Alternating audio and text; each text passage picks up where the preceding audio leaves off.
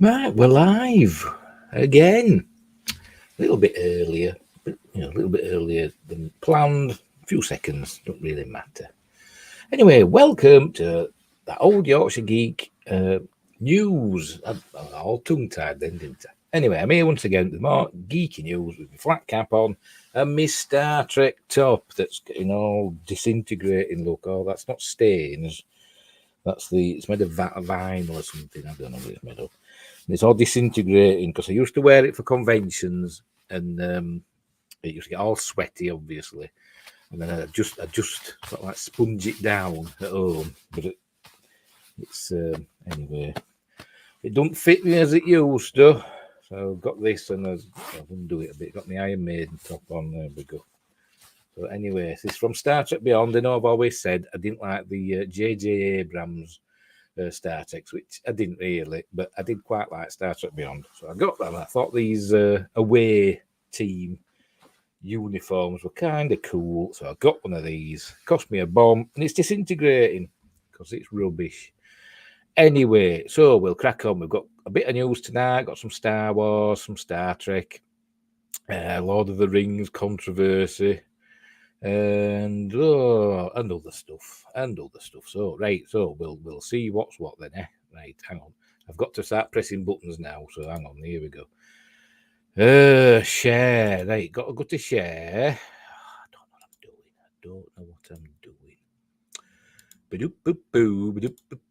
There we go. Is that working? Hey, yes, we're working. Right, off we go. What's this then? Where are you? Here they are. Right. Right, you see, this is from The Guardian, and it's Warp Speed Ahead. Is the Star Trek saga set to eclipse Star Wars? I doubt it very much. I'm getting rid of that. So anyway, we'll crack on. Can you see? Can you see it? Yes, you can see it. Can you? Will it be, if I make it a bit bigger? Will it make the writing a bit easier to read? What we on? Is it going to do it? Steady, steady away. Wins the day. Anyway, we'll get on with it. Right. Anyway, right. With the fourth film in the rebooted series on the horizon, the USS Enterprise big screen adventures may just be beginning. There's Chris Pine wearing my top. Amazing. Fits him a bit. Still ain't got it fastened up though, has he? But fits him a bit better than mine, doesn't it? And there's the late Anton Yelchin. Very sad. And John Cho as Sulu. And that's Chekhov, obviously. And he's Captain Kirk. And they're aboard the USS Franklin, I do believe, which is an old NX class ship, and apparently was the first Warp 4 ship. So it was, before Enterprise and X-01. So anyway, by the way, the links will be in the description below. Don't forget to like and subscribe and hit the notification bell. Or don't hit it, but be nice with it. Give it a little, feather, whatever. But use it anyway. And what else? And drop a comment. And be nice. Tell everybody. Share the videos. Let's try and get some more views, and some more subscribers would be nice. Anyway, off we go. Right. Great news for Star Trek fans, though perhaps not hardcore trekkers. Just make sure you can still see it. Yeah, you can. Oh, I keep pressing wrong button. I'm useless. The long-running sci-fi saga is returning to the big screen with the fourth episode featuring Chris Pine's Captain Kirk and Zachary Quinto's Spock, along with the duo's various Starship Enterprise crewmates, Simon Pegg Scotty's, Zoe Saldana's Uhura, Carl Urban's Bones, and John Cho's Sulu are all tipped to return for a movie to be directed by One Division's Matt Shackman, provided details can be done with agents. According to Variety, Paramount hopes the project could be shooting by the end of this year.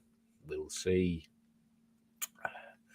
The only question is why the studio didn't get this one zooming past the moon a lot earlier. Justin Lin's Star Trek Beyond, the third film in the rebooted series, may have struggled at the box office in 2016. Certainly for such an expensive, high-profile effort. I can't get my breath. And let's not forget how much some fans hated 2013 Star Trek Into Darkness. It was crap.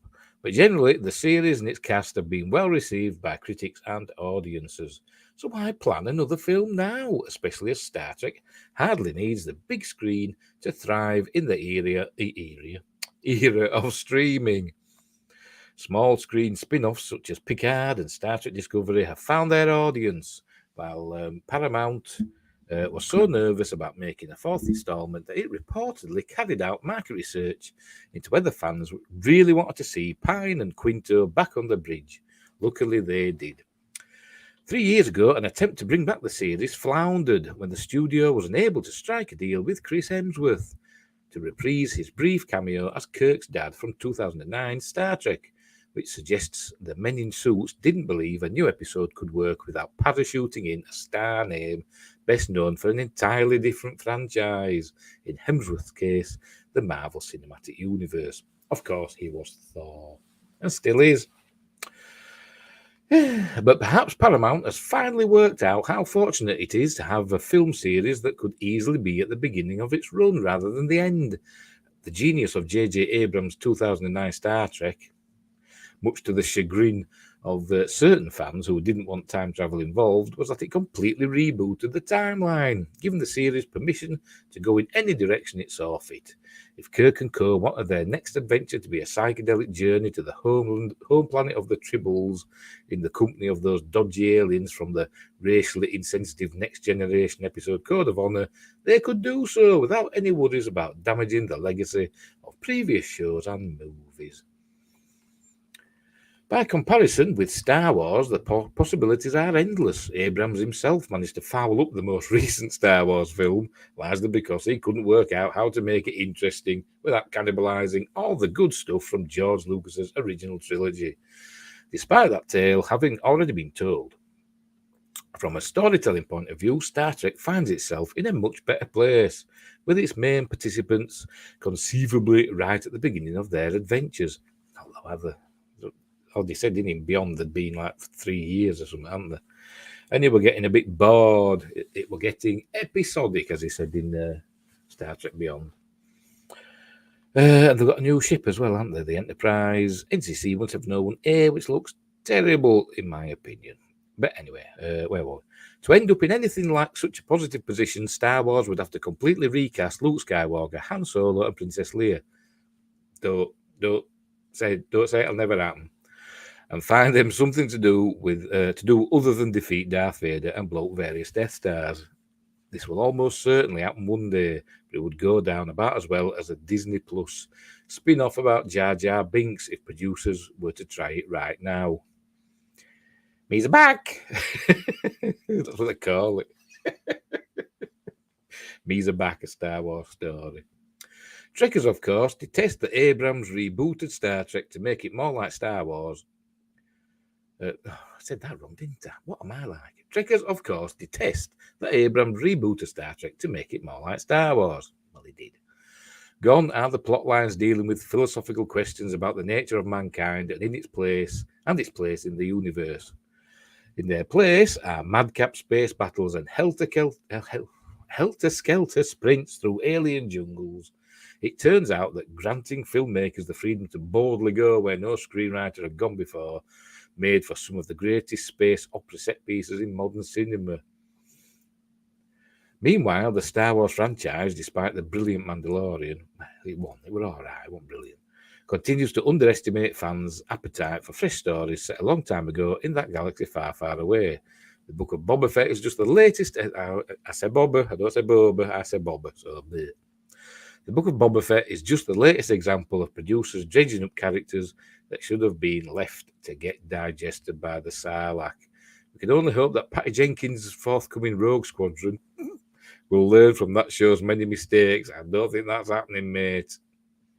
So let's welcome back Star Trek and hope those fee negotiations go well. If this isn't a saga whose moment has come, my name's Nurse Chapel. So then, Nurse Chapel, let's continue. As 2022 begins, there's a New Year's resolution we'd like you to consider. I sounded drunk then, didn't I? I haven't had a drink for ages. Tens of millions have placed their trust in The Guardian's fearless journalism. Hang on, what are we doing here now? All right, I'm reading something else. It's finished. It's finished. I was reading an advert for The Guardian. They're wanting money off me, but I can't afford it. So there we go. I don't think Star Trek will eclipse Star Wars. It's got no chance. It's apples and oranges. They're totally different franchises with overlapping fan bases. Yeah, because they're all about sci-fi and space and stuff, aren't they? But they're completely different. Star Trek's about people from Earth going out and exploring the galaxy. Star Wars is a long time ago in a galaxy far, far away. It's space fantasy. Star Trek's sci-fi-ish. With a bit of fantasy thrown in, but it's more believable than Star Wars, isn't it? But anyway, there we go. That's that one. And I think he's wrong. Who is it? Who wrote this? Ben Child. Ah, well then. Never heard of him. Right, so we'll move down from there, controversial Star Trek, to even more controversial Lord of the Rings. Now, I've two articles here. I've another one from The Guardian, and I've one from Bounded Into Comics. I'll start with the one, you could say one's negative and one's positive, but it depends on your viewpoint, I suppose. And I'll offer my opinion, and I'll try not to dig a big hole for myself, because I don't want to sound like a horrible person, but off we go. After calling the Lord of the Rings fans racist, woke, the Lord of the Rings fan site claims to be a safe haven for debate. The Lord of the Rings fan site, theonering.net, which has quickly spiraled into an outlet plugging woke identity politics, has accused Tolkien of being woke, is now attacking the Lord of the Rings fans by calling them racist. On top of this, after calling fans racist, they have the gall to describe themselves as a haven for fans who want open debate. Oh, I'm gurgling. Did you hear that? Oh, blimey noses. But we're live, so we can't talk about it. I keep pressing wrong buttons. Where are we? There we go. In an article written by a contributor named Earl and titled The Rings of Power and the Issue of Race. Sorry, I've jumped and laughing. It's serious, is this? But my stomach gurgled really loudly. And I'm not even hungry. The website implies that the Lord of the Rings fans are racist due to their critical reaction to the casting of Sophia Nomvete, I apologise, as the Dwarven Princess Disa and Ishmael Cruz Cordova's casting as Arondir. The article makes it very clear this attack on the Lord of the Rings fans is made in bad faith, as Earl writes, while most of the cast, such as Morphy Clark's Galadriel, Owain Arthur's Prince Durin IV, and Robert Arameo's Elrond, were generally enthusiastically well received. I won't say that. The reactions to the rest of the diverse cast was rather dismaying, shocking even, and even those might be understatements. Well, that's not true, is it? It might go on about this, but that's not true. I mean, pretty much all of the cast we've seen so far, especially the elves, has been pretty much negative from. I mean, I might be in like a bubble, what they call it, an echo chamber. That's the word, isn't it? But pretty much. God, my stomach's at it again. Sorry, I do apologise. So embarrassing. Anyway, they've all been, pretty negatively received because they've said.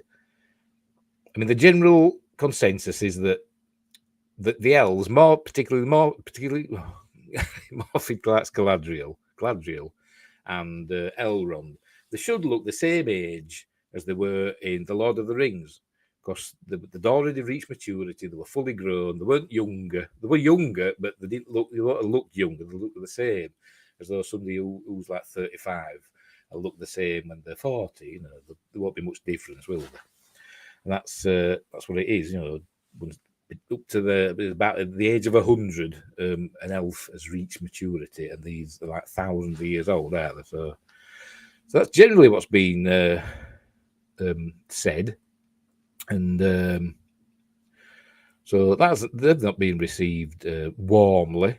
I think Owain Arthur's Prince Durin, I think he has been well received because he looks like one of the dwarves from Lord of the Rings and The Hobbit, Peter Jackson's films. So, that's fine. So, anyway, we shall carry on. This just simply isn't true. Oh, there we go. I should keep me gob shut. Numerous people have been highly critical of Galadriel's characterisation as a commander of the Northern armies, as well as Elrond's depiction as an architect and politician. TheOneRing.com, not to be confused with woke website, TheOneRing.net. See, that's straight up confusing, isn't it? Made it very clear they took issue with Galadriel writing on Twitter, Galadriel is a commander of the Northern armies. Galadriel is hunting down the last remnants of their collaborators who claimed the life of her brother. In a subsequent tweet, they noted Tolkien, looking, tell me where you'll find that part where Galadriel leads her armies into battle. Okay. Oh, and there's the tweet there. So they're saying basically she didn't do that in Tolkien's writings, in his books, or his letters, or his appendices. They also took issue with the depiction of Elrond, tweeting, there's so much more, compressing the storyline into a few years rather than the centuries needed, adding new forbidden romances. The show's being run by J.J. Abrams' acolytes. Elrond is a canny young architect and politician. There's the tweet. TheOneRing.com was not alone in criticising Elrond, Galadriel and Elrond. YouTuber Just Some Guy who knows his stuff shared his thoughts. I don't recall Galadriel being described as angry or brash. Proud, yes. Clever, yes, but never angry, never brash. But that does sound familiar. Where have I heard this before? It's the generic personality given to every action girl. I bet you're going to deck her out in armour with a half-shaved head in braids. Before it's done. When discussing her being the commander of the Northern armies, he also stated, so they're changing Galadriel's character, making her a commander of the Northern army. What army? She was never part of any army in the Second Age. For the first third of the Second Age, she'd pass over the Blue Mountains with Celeborn into what will eventually become the Shire, and went further east, wandering around there for 1,200 years before she comes back into what's left of Lindon after Beleriand's taken into the sea.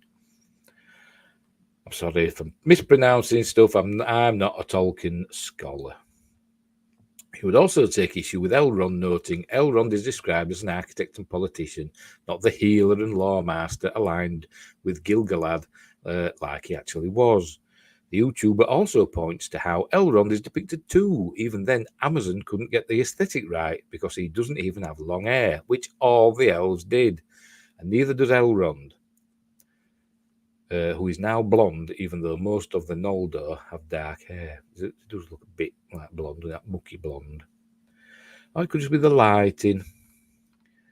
Clearly, people were criticising Elrond and Galadriel, so Earl's assertion that they weren't is not true. But Earl more than likely doesn't care because he's trying to use his own lie to cudgel the Lord of the Rings fans with the accusations of racism, which he makes abundantly clear in the second part of his sentence, noting the reactions to the rest of the diverse cast was rather dismaying, shocking even, and even those might be understatements. He then specifically claims the characters of Disa, Arondir, Bronwyn, and an unnamed Harfoot elder played by Lenny Henry received criticism for no other reason than simply being people of colour. This is another lie. It's not that they cast people of colour, it's the fact that the characters don't match up to how Tolkien depicted them in his works. Just Some Guy explains, the actors can be non-white, and if they can pass as European with or without makeup, they can play those characters. They just need to look the part. Casting non-white actors in a Middle-earth show is like casting white actors in a Black Panther movie. It makes no sense.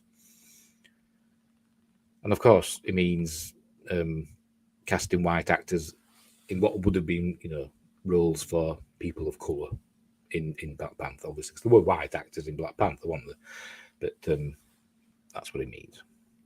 People would kick off. And Just Some Guy makes this abundantly clear in his criticism of Arondir. This is supposed to be a Sylvan elf who are part of the Nandor, who are described as having dark hair and white or olive skin. Think Mediterranean. Yes, there are some people of that area who are dark-skinned. However, the mentioning of white skin implies Tolkien is talking about the lighter olive skin, not this. As for Disa, he says Tolkien never describes the dwarves as anything remotely African. nor does it make sense that they would look that way since they all live underground, meaning out of the sunlight. They would never get this dark. He goes on to point out she doesn't have a beard. So where's her beard? Did she eat it up with the rest of the Doritos?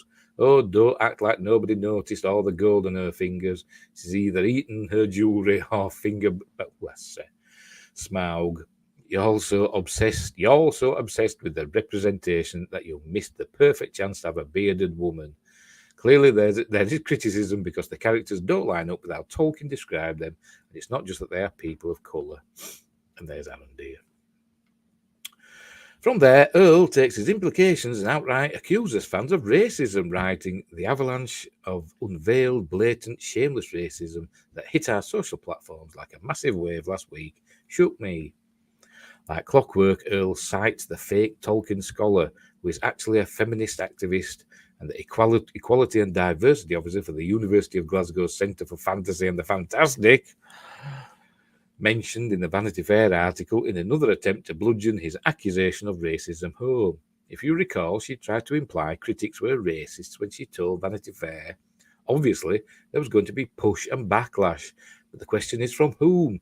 Who are these people that feel so threatened or disgusted by the idea that an elf is black, or Latino, or Asian? At least she said Latino, not Latinx. Earl does the same thing, writing, "I wondered about this myself. Who really are these self-appointed gatekeepers of Tolkien's works? What conceit leads them to believe they possess this automatic authority?" Let's just have a look. Sure there's no chats. No, there ain't. Nobody's watching. In the moment of sheer stupidity, Earl then claims that the depictions that Tolkien wrote in his books don't matter, but what really matters is readers' imagination of what the characters look like, as if that imagination wouldn't be based on how Tolkien described them. This is what he wrote. "For Tolkien's writings have been translated in numerous languages and read by different people of vastly different cultures and backgrounds, and surely their imaginations of the characters and stories are informed and influenced by their background, upbringing, culture, and surroundings." As Earl continues his article, he then claims, "Debate, discussion, and interpretation has always been welcomed at thewondering.net, which is what has kept us going for 2 decades. But racism, bigotry, and intolerance simply have no place in our discourse." Again, this is clearly a lie, given Earl spent the entire article accusing people of racism for criticising casting decisions and characterizations of characters that do not align with Tolkien's work. You can't have debate or discussion with anyone who just screeches racism at you. Then the real kicker. Earl writes, "So to all those Tolkien fans out there who may be feeling sidelined, belittled, marginalised, or discriminated against for various reasons, not just your race, please know that thewondering.net is your haven." He adds, "Our staffers are committed to working round the clock, covering most time zones on all our platforms to ensure you can feel not just safe, but also empowered to join us and others on this new journey back to Arda." Another lie. Earl just spent his entire article sidelining, belittling, marginalising, and discriminating against the Lord of the Rings fans simply because they have a vastly different opinion from him on the Lord of the Rings of Power.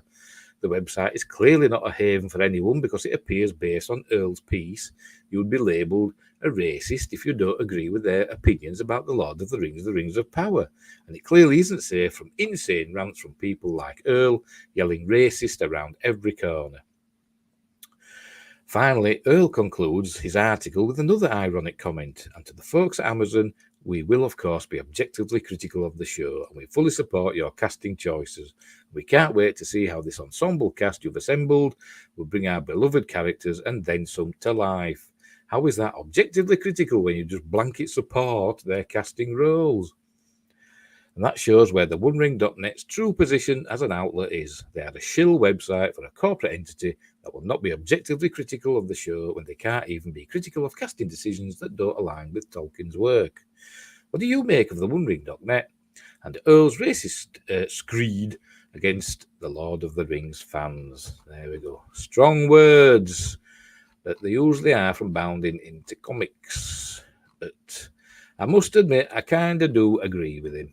I do agree with him. I'm on the side that If you're going to do Tolkien, you've got to do it as it was written, as he intended, a Northern European mythology, which means it can't be, that diverse.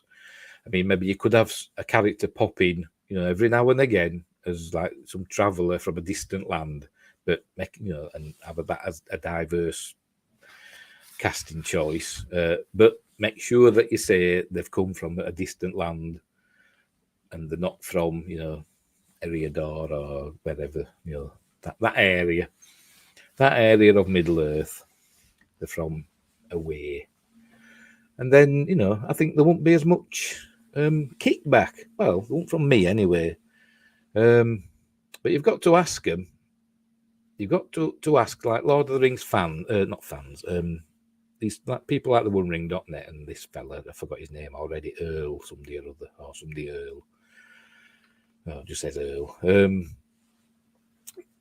Put your hand on your heart and say, what would Tolkien think of the Rings of Power? And you can't say hand on heart, he'd like it, can you? Because we all know what Tolkien was like. He was very protective of his work, and if something wasn't handled properly, he let them know about it. It'd have been the same with Peter Jackson, I imagine, if he were alive at the time. I mean, Christopher Tolkien, I think, was pretty much, okay with what Peter Jackson did, but I think, pardon me, but I think his dad, J.R.R. John, is it John James Rule, something like that, Tolkien, had been quite critical of Peter Jackson's trilogy, and even more critical of The Hobbit, I think it'd have been. But there we go. Anyway, so we go from that one, it's a negative-ish article, but which I do kind of agree with, to one from The Guardian, which I imagine is going to be, the antithesis of that one. The history of fantasy is racialized. Lord of the Rings series sparks debate over race. And here comes Princess, right on time. The introduction of characters of colour into Tolkien's fantasy world has some fans complaining, but as others point out, it's not less authentic to cast black actors. As the new Lord of the Rings series gears up for its September launch on Amazon, the company finds itself navigating treacherous, if familiar, waters and has already triggered a fierce debate over race by introducing characters of colour into J.R.R. Tolkien's fantasy world. The tech giant has spent a dragon's dungeon of gold on adapting the beloved story famous for its cultish fans, some of whom are deeply enmeshed in the right-wing culture war industry. Yet it is fully aware its final product has to reach a broad and modern audience to justify its eye-popping expenditure. That don't mean that you just got to like shoehorn everybody, every aspect of society into it, does it? Peter Jackson didn't, did he? And look how successful those films were. Co-produced by New Line Cinema, The Lord of the Rings, Rings of Power isn't part of Peter Jackson's phenomenally successful Lord of the Rings and Hobbit movies, but it is intended to capitalise on their success. I mean, they're saying it's not part of it, but they're trying their bloody best to make you think it is, or they can get Howard Shaw into the music, haven't they? I think they intended it was going to be a prequel to Peter Jackson's trilogy and The Hobbit. But they've taken it too far, and now they're backtracking, saying, no, it's not part of it, we're doing his own thing. Yeah, of course it is. A streaming series set in the world of Tolkien's high fantasy novels, with characters and battles drawn from the interior history and mythology laid forth in the book's extensive appendices. Jackson himself is not involved, but the sets and costumes will be right at home in his movies. The new series will feature the St. Maud star Morfydd Clark as a younger version of Cate Blanchett's Elvish Queen Galadriel. St. Maud's a really good film, you should watch it. Benjamin Walker as heroic elven king Gil-galad, and Maxim Baldry as human king-to-be Isildur, among many others. It cost £465 to make $465 million to make the first season, making it the most expensive television show in history. over its projected 5 seasons, that budget will almost certainly exceed $1 billion. You've got to add on, I think they paid 200 and something, or nearly $300 million for the rights to 150 pages of appendices from The Return of the King, apparently. It is the crown jewel in Amazon's increasing investment in licensing and producing movies and TV series, which went up from $11 billion to $13 billion last year, according to the company's annual report. In general, licensing old TV shows and movies will only get more expensive, so it's in Amazon's interest to make new shows and movies to attract subscribers and earn itself a little breathing room when it comes time to renegotiate the price of parks and recreation reruns. Yeah, just checking, making sure we're still going. Yeah, we are. Wait, well, I hope it is. The Lord of the Rings appendices are more of a show Bible, the kind of notes you would give to teleplay writers than a narrative of their own. So they're sticking with it. So producers have woven their own stories of romance and palace intrigue into the book's timelines, fairy stories, and genealogical footnotes. This has allowed them to cast people of colour as some of the series' elves and dwarves, pleasing some of the book's fans and angering others. Recently, Vanity Fair ran a spread of promotional photos for the show, including images of Sophia Nomvet as Dwarven Princess Disa and Ismael Cruz Cordova as Elvish warrior Arendir. On YouTube, the trailer for The Rings of Power has 67,000 comments as of this writing, and thousands of them are the same quote from Tolkien about the corrupting and uncreative nature of evil. Evil cannot create anything new. It can only spoil and destroy what good forces have invented and created, unquote. It reads in multiple languages. Others were more blunt. Quote, imagine spending millions of dollars to promote your work, social justice warrior, garbage of a film, way to tarnish a good franchise, read one. Amazon decided to destroy Tolkien's work because why do a good job when you can just be corrupt and force your political beliefs, stated another. Non-fans rolled their eyes. You can see where this writer's, which side is bread's buttered, can't you? Non-fans rolled their eyes. South Park retroactively changed its sole black kid character's name from Token to Tolkien, the kind of backhanded acknowledgement of its own mistakes that are a staple of the irreverent cartoon's sense of humour. What do you mean its own mistakes? It's satire, isn't it, South Park? So they're just acknowledging, basically what's going on. Not acknowledging its own mistakes. Idiot. It's tempting to dismiss the complaining as the usual internet nerd rage. Similar disputes played out when actors of colour started taking new major roles in Star Wars products. No, they didn't. No, there were some people, a vast minority of people that weren't happy about Finn. Oh, the Black Stormtrooper. But like 99.999% of people couldn't care less. And they all thought it was going to be a great character, but he won't. But that's not his fault.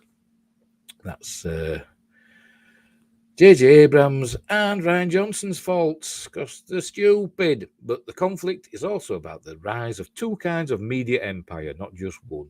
There's Amazon, the crown jewel in the vast business empire of Jeff Bezos, the richest man in the world.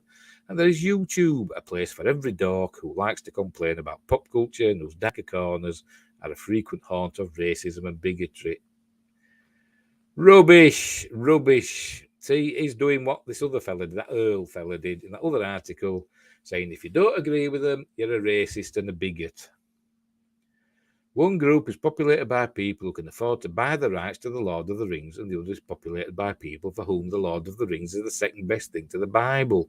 But for both, an incredible amount of money and influence is at stake, and Amazon is probably wary that its grand project could be vulnerable to attacks by aggrieved online superfans. Excuse me. Let's have a drink of water. My Mercury Rapids mug, still available on Amazon for Kindle or in paperback. It is. Just saying. YouTubers complaining about fan mistreatment have hundreds of thousands, sometimes millions of subscribers. Inevitably, these fans are devoted to movies, TV shows, and comics from their childhoods, and many are constantly on the watch for a new version that might expand the role of women, add characters of colour, or include characters who aren't straight. When they're riled up, they can coordinate broad campaigns of harassment and even threats of violence across social media and skew perception of public opinion. It's the sort of thing that often meets with the approval of the broader right-wing media, which will sometimes fan the flames of a useful controversy. Talented social media trolls have gone on to jobs on cable television.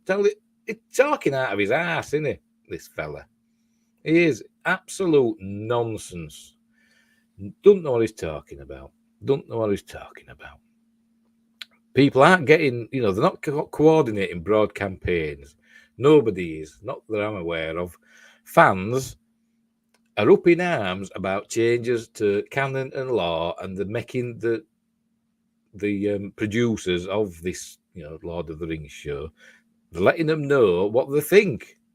And it's not being racist and it's not being bigoted. It's being concerned that you're taking a beloved franchise and corrupting it, basically. Changing it, adding things just for the sake of it, and trying to add modern societal values onto a story that is based on basically prehistoric, more or less, dark ages, that era. That sort of a mythology from Northern Europe, that sort of thing. So it's basically, we're talking Vikings. It's like doing a series of Vikings. I must admit, I didn't watch, so I don't know. But I imagine Vikings didn't have many people of colour in it. If I'm wrong, I apologise because I haven't watched it. I've been told it's very good, but I imagine there aren't many because it's about Vikings. In human terms, being the target of right-wing hate campaigns can be draining and depressing. A bit like reading this article. In business terms, it can really mess with the marketing budget. And that kind of power is attractive to permanently aggrieved pop culture devotees.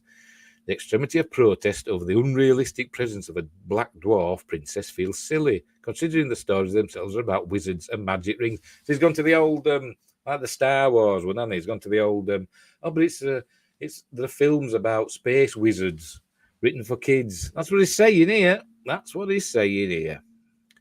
But audiences say Ebony Thomas, author of The Dark Fantastic and an associate professor at the University of Michigan, are not wrong when they say that black characters seem like they just don't belong in the notoriously white fantasy genre. By the way, remember, just some guy from the other article. Guess what? He's black. So is he a racist? Must be. The history of fantasy is racialized, she says. People are used to seeing fantasies and fairy tales as all white, particularly in faux medieval or magical medieval settings, Thomas explains. We're taking them out of the dream space. We're taking them out of how they imagined it could be, and so it feels off to them. So that's why they're saying, who are these people? This is not what Tolkien intended. It's not accurate. Of course, you're willing to go back to the poems and legends that inspired Tolkien, you will definitely find characters who are not white. Oh, pardon me. The Norse prose Edda, compiled in 1220, includes the Svartalfar, black elves who live in Svartalfarheim. Tolkien was a devotee of Old Norse prose and verse, and even translated some of the verse into English. But despite that, it is a fraught time to be adapting anything with even a hint of Norseness to it. But I've got to ask, I don't know, but it's saying black elves who lived in Svartalfarheim, from 1220. Does that mean the Norse, that they were black elves, i.e., African? The Americans, I say African American. Are they black people, of African descent, or are they just elves that have black skin, but look like other elves that might have white skin? That's all I'm asking. It's like saying there could be another one that says there's red elves or blue elves. That's all I'm saying. That is all I'm saying. I'm not saying there is those, but there could be. That might be what that's all about, and I'm betting it is. But despite that, it is a fraught time to be adapting anything with even a hint of Norseness to it. American fascist organisations use Norse iconography, publicly in lieu of more easily recognised swastikas and Confederate flags. American Europe, you see, they're making it political now. So, inject politics into it. American European heritage groups are obsessed with Norse gods and runes. These groups are often violent, and when they rally behind a symbol, the people they target tend to turn away from it. Some devotees are refusing to cede that ground, arguing that such symbols and fantasy more broadly should be for everyone, which it is. White supremacists don't own Norse mythology, even if some of them think they do, any more than they own the Bible or the US Constitution, even though they might think they do, wrote fantasist Neil Gaiman on Twitter. Gaiman is qualified to deliver that rebuke. He's written his own Norse mythology and a novel incorporating it and other traditions into American myth-making, American gods. In fact, despite its array of wizards, magic objects, warring races, and deep wells of mythology, The Lord of the Rings is a decidedly non-threatening tale, fundamentally a comforting story of middle-class heroes of multiple races who triumph over enormous odds to save their way of life by working together against a common foe. This is poor soil for exterminationism. More of a saccharine conservatism, complicated by Tolkien's own experiences in the First World War. I don't think these books are fascist, wrote the great British fantasist Michael Moorcock in 1978, but they certainly don't exactly argue with the 18th century enlightened Toryism with which the English comfort themselves so frequently in these upsetting times. Moorcock thought Tolkien owed a lot to A. Milne. He called the Rings books the epic poo. American conservatives too, especially evangelical Christians who venerate Tolkien and C.S. Lewis, love Tolkien's preoccupation with the simple life and disdain for anything urban or industrial. So is it fundamentally disrespectful to do what Amazon has done by making a modern adaptation of such a traditionalist work with a non-traditional cast? Thomas, who loves Tolkien, doesn't think so. She points out that the notoriously restrictive Tolkien estate doesn't think so either. In this case, Tolkien's official interpreters are far less concerned with uniform pigmentation among the cast than they are with making sure the new show doesn't touch the potentially lucrative events of the Silmarillion, a posthumous novel the estate would surely like to see sold to a big movie studio for gobs of cash. That's the key phrase there, gobs of cash. And Christopher Tolkien's no longer around to be the arbiter. The question, Thomas says, is not merely of accuracy but of authenticity, and given that race is an arbitrary construct anyway, it's not somehow less authentic to cast black actors than it is to cast white ones. My ancestors have been here, speaking English for 10 generations, she says. It's not the case that some strange people who are not from Anglo-American culture are suddenly demanding representation. We've been here for centuries. We have been existing. Yeah, that's it. That's the end. Yeah, they got to the that bit again where they're trying to drum up support for the Guardian. But yeah, you can't equate the struggles, of black people in Western culture, after slavery ended and all that, with the works of Tolkien. You can't. It's apples and oranges. They're two different things. It's not even apples and oranges. It's apples and onions. It's totally separate. And it's disingenuous to try and connect them. It's wrong, and it shouldn't be happening. It shouldn't be happening. Like I've said, if you want a diverse cast, fair enough, do it, but explain it in the series. Maybe they will explain it in the series, and it'll be satisfactory for most. I'm sure some people won't like it, but if they're just there, just as well. As we said, as a token, it's or just for the sake of diversity, then it's not right. So there we go. Controversy. Anyway, let's go on to more comforting things. I'm sure this will go on. It'll roll on with this controversy. And come September, when the show streams, you can't say airs anymore, because they'll air, do the stream. The show streams, we'll all find out whether it's good or bad. But, I imagine it'll be good with bits in it that make you go, a bit like Star Trek Discovery was for me at first. I mean, it's just bad now. But at first, I was enjoying it, but then they'd do something or say something, and I'd be going, oh. And then that started happening more and more often until I stopped watching it. Right, next, new Star Wars series. Let's just make sure that's come on. Yes, it does. New Star Wars series for Disney Plus could bring in John Watts to direct. Spider-Man No Way Home helmer John Watts is rumoured to be in talks to direct some episodes of a coming-of-age Star Wars series for Disney Plus. And there's a picture of Ahsoka Tano, played by... I forgot her name again. Yeah. Dawson. Not Roxanne Dawson. She was in Star Trek Voyager, wasn't she? She's now a successful director. It's the other one. Rosario Dawson. There we go. Whew. Perhaps John Watts will venture into the Star Wars universe coming off of the smash success of his new film, Spider-Man No Way Home. Discussing Film recently reported that John Watts is in talks to direct at least one episode of an upcoming unannounced Star Wars series for Disney+. The new series is also planning to begin filming a lot sooner than expected. The unannounced series is going under the working title of Grammar Rodeo. There's a clue there. Don't know.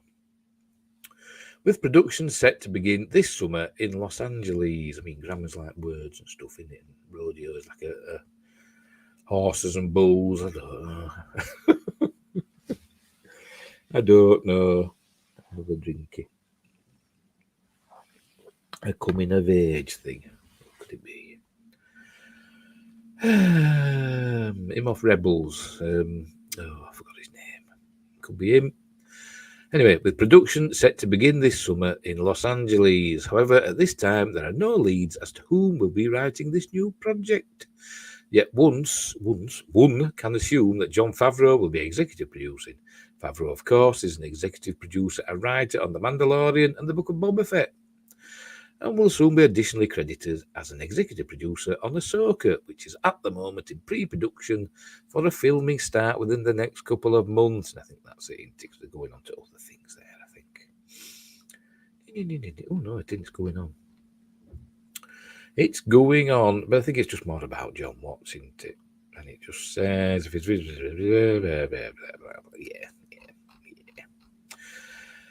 So there we go. So, another series that we don't know anything about, with the code name Grammar Rodeo. I wonder what it's about. Is it Ezra? Is it an Ezra show? Or has he already come of age? I don't know. Or is it Grogu coming of age? I mean, he's 50. They can't even talk yet, can they?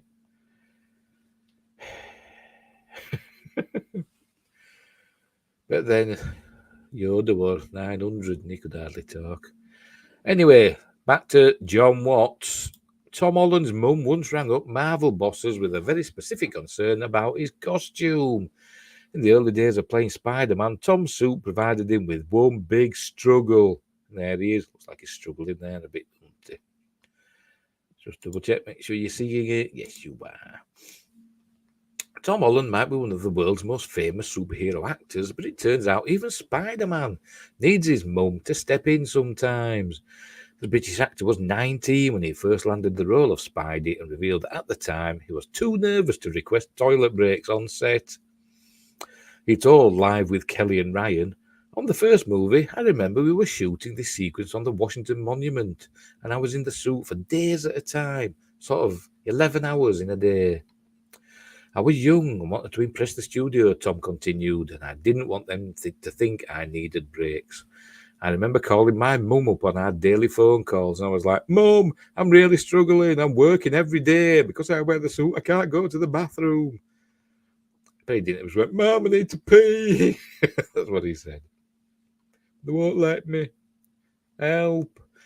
Tom then recalled that 2 days after the phone call, a producer approached him to ask about his kidneys, prompting a confused reaction from the star, only for the penny to drop when they revealed they'd received a phone call from a certain Mrs. Holland. Yeah, so my mum called up the biggest studio in the world and was like, 'Give my son more toilet breaks,' he revealed. Tom made his debut as Spider-Man in Captain America Civil War and has since appeared in a total of 6 films in the Marvel Cinematic Universe. The most recent of these, Spider-Man No Way Home, saw him sharing the screen with his predecessors in the role of Peter Parker, Andrew Garfield and Tobey Maguire. He also recently confirmed that he's in a relationship with his Spider-Man co-star Zendaya. And that's it. And there's been photos of them at baseball games or ice hockey games. They've been seen, haven't they? Shirts with the names up back. Very nice. So there you go. Tom Holland. I wonder if they're giving him some sort of zip or flap. We'll see. We won't see. Or maybe, I don't know. Right, so that's all the entertainment news. Now we're on to some sciencey stuff. Let's do some science, eh? Right, first up, I think these are both from the Express, curiously. What's that? Mind-breaking news. UK to lead mission to stop catastrophic space crash as Russia and China threaten assets. Sabre rattling. Britain is spearheading a pioneering project to tackle space junk and protect UK assets from debris, or is it debris, generated by countries including Russia and China. And Antonio Weiss, a digital transformation specialist, has been working with the UK Space Agency to develop a digital program that can detect and track the vast quantities of material currently orbiting Earth. I thought that, like these facilities like Filingdales and that, I thought they kept track of everything. I was saying they can see like something the size of a tea tray over Moscow. Obviously not. And he warned the problem was the very definition of a global issue, with a small number of collisions having the potential to render the majority of near-Earth space unusable. Well, it's happened, hasn't it? Like I said, that sometimes they have to move the ISS, don't they, International Space Station, because of debris from colliding satellites and stuff. Usually Chinese ones. Just saying, tell me I'm wrong. Meanwhile, Jacob Gear, head of space surveillance and tracking at the UK Space Agency, stressed while removing space junk orbiting the planet was difficult, it was not impossible, and floated the idea of launching special anti-debris satellites from UK spaceports in the future. Well, that was what they were going to use like tether satellites for, weren't they? Like a satellite that would have a big long tether, and I think it would be like electrified or something, and it'd attract bits of space junk, and then it'd drag them down into the atmosphere and they'd burn up, wouldn't they? That's what that was for. Citing the 2009 Iridium crash involving a collision between US and Russian satellites as an example, he added, when a crash occurs, it creates a cloud of thousands of debris fragments. Or debris. York's debris. I always say debris, though, because you hear it like Star Trek a lot, don't you? Oh, Captain, we're going through this debris. And then you just start saying it, don't you? Like that. When we say it's debris. Fragments that spread out across the environment, creating chaos for other satellites and reducing the area of clean orbits for new satellites. With satellites already extremely expensive to build, launch, and operate, keeping them clear of random pieces of junk was similarly difficult and expensive, taking up valuable time and energy, which the international community would prefer to put into something more productive, Mr. Weiss stressed, or Weiss. He said it's this knock-on effect of clouds of debris and endangering other functioning objects in orbit, which makes this the very definition of a global issue. Not only this, but it would only take a few more incidents like the 2009 Iridium crash to render the majority of near-Earth space unusable. I mean, it's kind of scary now, really, when you think about it. Because a couple of years ago, or last year, or whenever, quite recently anyway, the arm, is it the Canada arm, whatever they call it, that's on the, it's like the one that had a space shuttle, didn't they? But they've got one at International Space Station. Big long arm that they use for grabbing modules and satellites, stuff like that. That got hit by something, didn't it, on its arm, and whatever it was, went right through it, didn't it? If it had been any bigger, it'd have destroyed it, wouldn't it? But it just went right through it. And that was probably something as big as a speck of paint or something. But things are going so fast up there, in relative to each other, that a collision, even something like a speck of paint. I mean, and with Space Shuttle, didn't it? Space Shuttle its window got cracked, didn't it, by something the size of a speck of paint. Luckily, it were okay and it made it back all right. But it can be dangerous. But obviously, space is big, even near Earth orbit's big, and the chances of hitting something are really slim, aren't they? But the more things you put up there, the more chance there is of something unfortunate happening. Anyway, where were we? Overall, according to the European Space Agency, ESA, there's currently more than 9,000 tons of space debris orbiting the Earth, including a Chinese rocket due to crash into the moon's surface next month. As for the UK's role, Mr. Weiss said, up until now, the Americans have been leading the way with programs like these, with the US Space Force promising to be the most proactive due to the security issues space debris can hold from other countries like Russia. Is that it? And there's a thing there. International Space Station facts and numbers. The space station has been continuously occupied since November 2000, but it's not to do with collisions, is it? Does it mention it? No, we don't. We haven't done yet. I thought we'd done then. But in terms of pioneering the nuts and bolts of the technology, the UK is by far most proactive. He explained.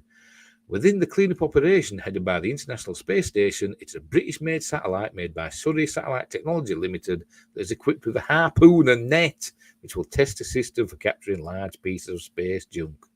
That'll look cool. At the end of its mission, it will unfurl a drag sail to slow its speed, bringing itself and the captured debris out of orbit, where it will burn up as it enters the atmosphere. The UK, so my stomach's going again.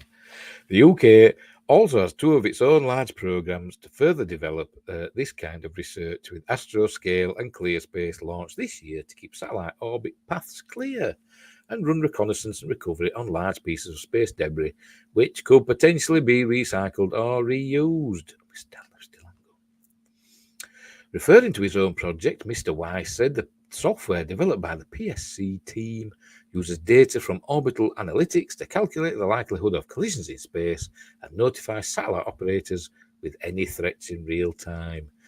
This means operators are able to adjust their satellite's course accordingly to avoid any potential crashes, such as China did recently when they pulled a defunct navigation satellite out of the path of other satellites. This is all aimed at making the space sector a safer place within which to operate. There were significant logistical challenges, he acknowledged, especially because nobody territorially owns space, meaning it could be difficult to convince organisations to clean up after themselves. Mr. Weiss said, our programme plays a crucial role by mapping and predicting where space junk will be at any given time, enabling the international community to swing into action. Mr. Greer told express.co.uk, removing debris from orbit is difficult but not impossible, which is why we are seeing several companies and space agencies developing ways of doing this. The UK has, with the Remove Debris mission, already demonstrated various ways of capturing debris in orbit. I've got to think about it, such as using nets or even harpoons. The challenge now is to make the service work commercially and target even more dangerous debris. He stressed the UK was at the leading edge with the first missions likely to reach space by the middle of the decade. God, we haven't done yet. What's going on? Mr. Greer said last year UK Space Agency awarded funding to prepare the initial phases of a UK-led mission to clean up orbit by removing multiple old satellites. This mission supports the government's ambitions to be a leading nation in space sustainability. I'm going to put wind turbines up there. I know, I'm joking. The UK Space Agency, was exploring a number of options, including the launch of new satellites, Mr. Greer explained. He added, one key thing we can do now is better track and avoid debris, which requires analysis and data from here on Earth. Missions like this could be launched from UK spaceports in the years to come. UK spaceports typically aim to reach parts of low Earth orbit that other spaceports cannot reach. Don't say that really, I'm lying. A region of space where there is already a major problem with space debris. That's it. Oh, that went on longer than I thought it was going to do. I should really read these articles before, and I find them and I look at the headline and I read like first paragraph or two, and then I think, oh, we'll include that tonight, and then they go on forever. Never mind. Right, next up, disaster. The end is nigh. We're all going to die. Yellowstone supervolcano. Scientists pinpoint first sign to tell an eruption is imminent. Scientists pinpointed the first sign of an imminent eruption at Yellowstone supervolcano in the documentary. I think it'd be up news, wouldn't it, if it were imminent? Go away. I knew. Some videos pop up, don't they? Supervolcanoes have a volcanic explosivity index, VEI, of 8. The highest value on the index. It is a logarithmic scale, so an increase of 1 in VEI number is the equivalent to a 10-fold increase in volume of erupted material. Yes, it goes up in orders of magnitude, doesn't it?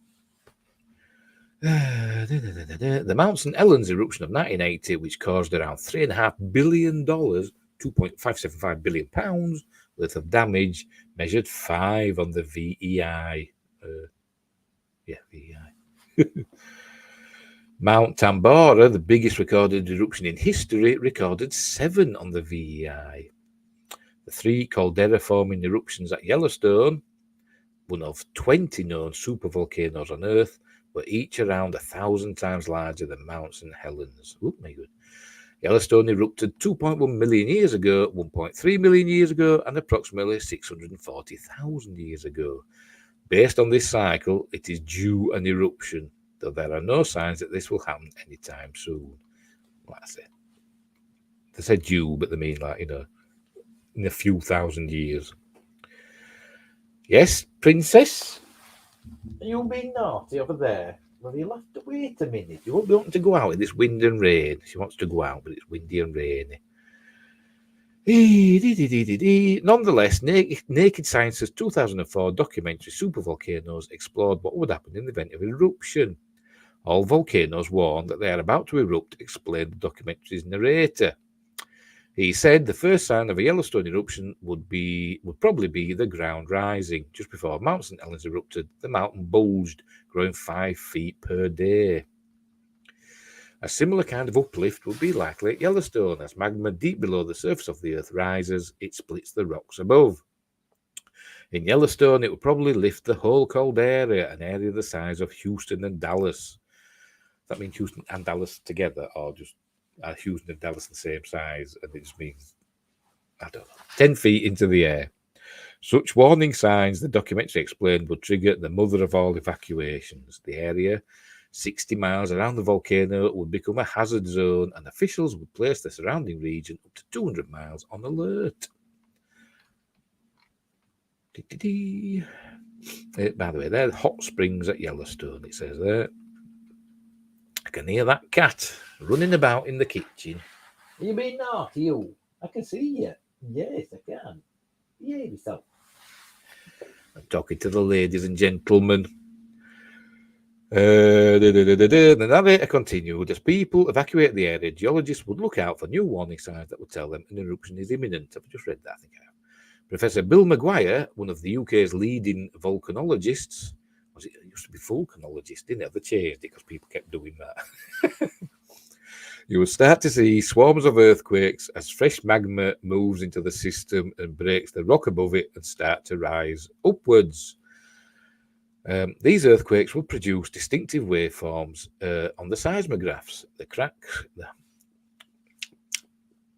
crack of rocks fracturing creates a waveform that begins with a sharp rise and fades quickly.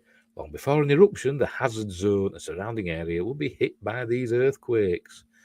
And that's Yellowstone's Grand Prismatic Spring. Wonder how hot that water is. It's very blue, isn't it?